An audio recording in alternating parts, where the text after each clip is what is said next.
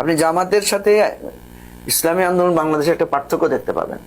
যেমন ইসলামী আন্দোলন বাংলাদেশ বা জামাতের আইডিওলজিক্যালি বলা হয় যে নারীদের সাথে, যে নারীর সাথে সাক্ষাৎ করা, দেখা দেয়া ইসলামী শরীয়ত অ্যালাউ করে না। তার সাথে সাক্ষাৎ করা, দেখা দেয়া এটা গুনাহ। এটাকে যখন ওনারা পার্টি আকারে গ্রহণ করেন, রাজনৈতিক দলও এটাকে গ্রহণ করে যে এই আদর্শটা আমরা গ্রহণ করলাম। আবার রাজনৈতিক আচরণ করতে গেলে আপনি দেখবেন আপনাকে হয়তো ছাত্রীদের সাথে আপনাকে ডিল করতে হচ্ছে।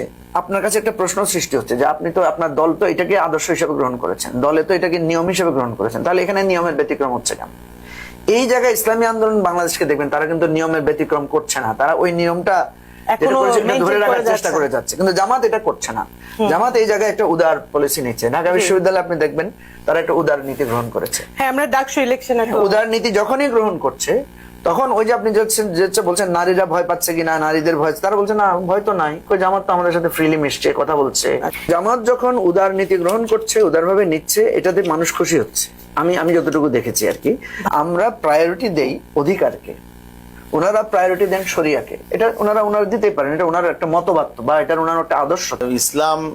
ইসলামপন্থী শক্তি যদি সামনে ক্ষমতায় আসে, বরং নারীরা এখন যেভাবে নির্যাতিত হয়, নিপীড়িত হয় এবং যেভাবে বিভিন্ন ক্ষেত্রে বৈষম্যের শিকার হয়, সেগুলো তাদের সম্মান, মর্যাদা এবং তাদের কর্মক্ষেত্র আরো বিস্তৃত হবে।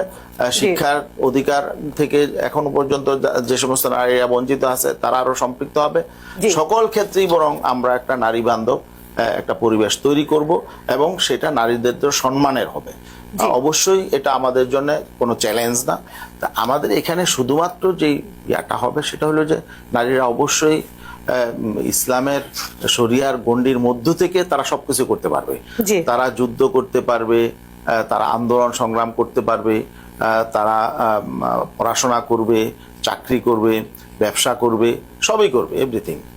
কিন্তু শুধুমাত্র ব্যবধানটা এতটুকু যে ইসলাম যেভাবে এটা করাতে পারবেন মনে হয়। যে আমার প্রশ্নটা ছিল যে এটা আপনারা আশাবাদী কিনা যে এটা মানে করা যাবে আর কি। অবশ্যই করা যাবে এবং এটা নারীদের জন্যই হলো সম্মানের, তাদের সম্ভ্রম, তাদের নিরাপত্তা এবং তাদের স্বাধীনতা বোধ সবকিছুর জন্য, তাদের সম্মানের জন্য বরং এটা আরো গর্বের।